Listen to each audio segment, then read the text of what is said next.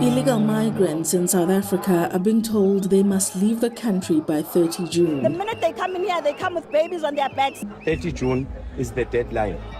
That deadline has not been set by the state, but by thousands of protesters chanting it during marches across the country. In this video, we'll look at what's fueling the protesters' anger, which measures the government is taking, and what migrants are doing to avoid the worst. Where are you from? Where? Huh? Yes. In this video, protest leader Nkosikhona Ndabandaba, who has more than 1.4 million online followers, approaches a Congolese man standing by the roadside. We are saying this peacefully. Please go to your country. 30 June is the deadline, but it's not like you must leave on the 30th of June. Yes. Don't leave on the 30th of June. Leave now. Because the 30th of June, I can't control people of South Africa. The May protests were largely peaceful, but violence simmers, especially around informal settlements.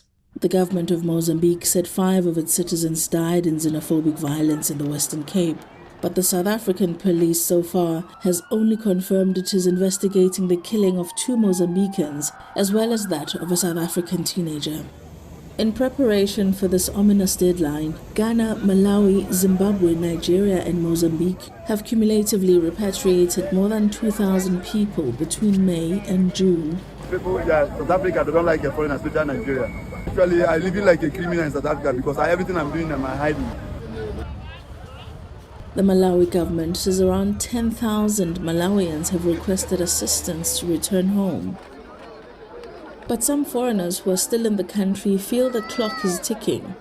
This Malawian woman recently gave birth to 3 babies and was sleeping rough in a park in Durban. The people came to my house and told me, you must leave. We don't want you people to stay here any longer, so you have to go to your country. And it's not just migrants. The Burundian woman in this video has regular refugee status in South Africa, but she said she's still being harassed. We are given papers. I have my own document that recognizes my refugee status in South Africa, but all of us are still being chased. Protesters claim to be against illegal migration, but human rights groups have condemned some of these actions as xenophobic for targeting migrants and their businesses regardless of their legal status in the country.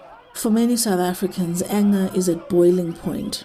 Many here feel helpless in the face of economic decline. People are fighting for scarce resources, limited resources. We are struggling to get our children into schools. We are struggling to get our old people into hospitals because our resources simply can't take all of us. The minute they come in here, they come with babies on their backs, and then everyone forgets that South Africans has its own babies that it needs to take care of. They have children, they must take care of those children in their own countries. On top of all of this, misinformation shared online further sours tensions.